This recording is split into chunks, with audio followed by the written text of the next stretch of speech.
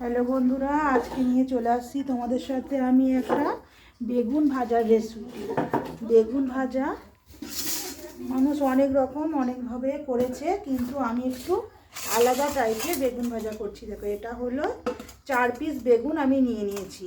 আর এটা বেগুনটা আমাকে কেটে নিতে হবে। বেগুনটা আমি সাইডে রেখে দিচ্ছি। আগে এভাবে নিয়ে নিলাম, সাইডে রেখে দিলাম। বেগুনটার মধ্যে প্রথমেই দিতে হবে জল। এইভাবে একটা গামলায় জল নিয়ে নিলাম। নেওয়ার পরে আমি বেগুনটা পিস পিস করে কেটে নিচ্ছি। আর পিসটা কেমন সাইজের করছি তোমাদের সাথে আমি শেয়ার করছি, বা দেখতে থাকো। এইভাবে বেগুনটা আমি এই সাইজটা করছি। বেগুন হলো এইভাবে সাইজ করে নিতে হবে।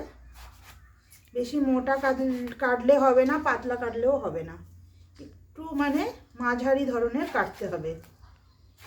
এইভাবে বেগুনগুলো কেটে, আর 4 পিস বেগুনে মোটামুটি অনেকটাই বেগুন ভাজা হবে। দেখছো, এইভাবে বেগুনটা আমি কেটে নিলাম। এইভাবে কেটে মোটামুটি 20 থেকে 25 পিস হয়ে যাবে বেগুন। যেটা আমি 4টে নিয়েছি, 20 থেকে 25 পিস বেগুন টুকরো হয়ে যাবে। এইভাবে কেটে নিচ্ছি।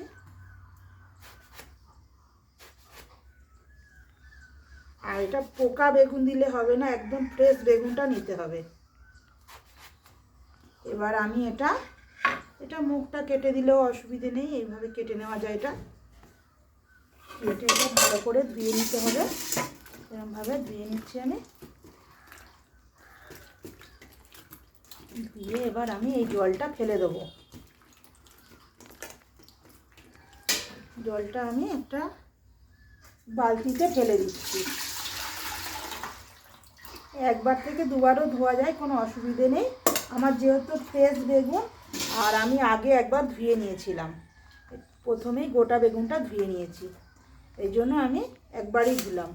এতে প্রথমেই দেবো আমি 1 চামচ হলুদ গুঁড়ো। 1 চামচ হলুদ গুঁড়ো দিলাম।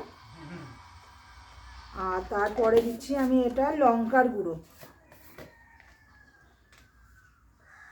1 চামচ লঙ্কার গুঁড়ো দেবো।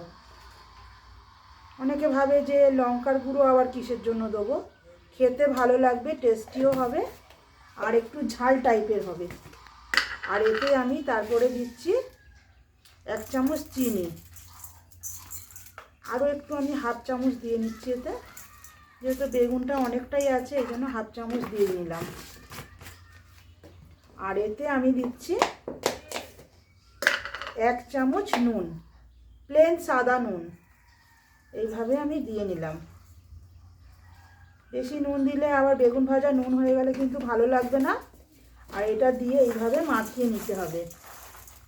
এইভাবে ভালো করে হাত দিয়েই মাখাতে হবে এটা, যাতে সব জায়গায় নুন, হলুদ বা চিনি সব জায়গায় লাগে। এভাবে মাখিয়ে নিতে হবে এটা। এইভাবে মাখিয়ে অন্তত 10 থেকে 15 মিনিট, নয় আধ ঘন্টাও রেখে দেওয়া যায়। এটা একটা ঢাকনা চাপা দিয়ে রেখে দিতে হবে। মাখিয়ে নিলাম খুব ভালো করে।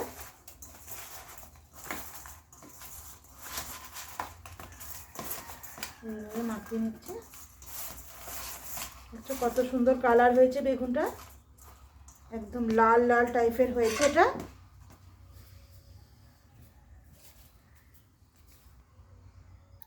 বেগুনটা এবার আমি 10 থেকে 15 মিনিট মোটামুটি এতে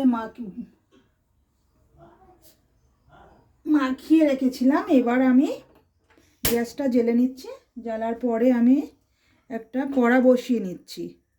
কড়াটা বসিয়ে নিয়ে এবার কড়াটা গরম হলে আমি দিয়ে দিচ্ছি এটা সাদা তেল, যেটা রিফাইন তেল বলে, সাদা তেল। ওটা আমি দিয়ে দিচ্ছি। প্রায় 200 গ্রাম থেকে 250 গ্রাম তেল দিতে হবে, যেহেতু বেগুনটা একদম ছাঁকা তেলে ভাজতে হবে। আর এবার হলো যে বেগুনটা আমি মাখিয়ে রেখেছিলাম, দেখো বেগুনটা কিন্তু একদম নরম আর সফট হয়ে গেছে। এবার তেলটা কিন্তু গরম হয়ে গেছে। আমি এবার বেগুনগুলো আস্তে আস্তে এইভাবে ছেড়ে দিচ্ছি। এইভাবে ছেড়ে দিচ্ছি। আর একদম বেগুনগুলো কত সুন্দর কালার দেখছো, লাল, একদম লাল টাইপের। যেহেতু গুঁড়ো লঙ্কা দেওয়া আছে এই জন্য এইভাবে আস্তে আস্তে করে আমি বেগুনগুলো ছেড়ে দিচ্ছি। আর এটা কিন্তু ছাঁকা তেলেই ভাজতে হবে। এবার আমি বেগুনটা আস্তে করে উল্টে দিচ্ছি, যেহেতু বেগুনটা এক পিঠে ভাজা হয়ে গেছে, দেখছো লাল হয়ে গেছে পুরো। এইভাবে বেগুনটা আস্তে আস্তে করে উল্টে দিতে হবে। একটা একটা করে দিচ্ছি আমি, এইভাবে উল্টে দিলাম বেগুনটা দিয়ে ভালো করে একটু দেখে নিতে হবে যাতে একটার পিঠে আর একটা না সেঁটে যায়।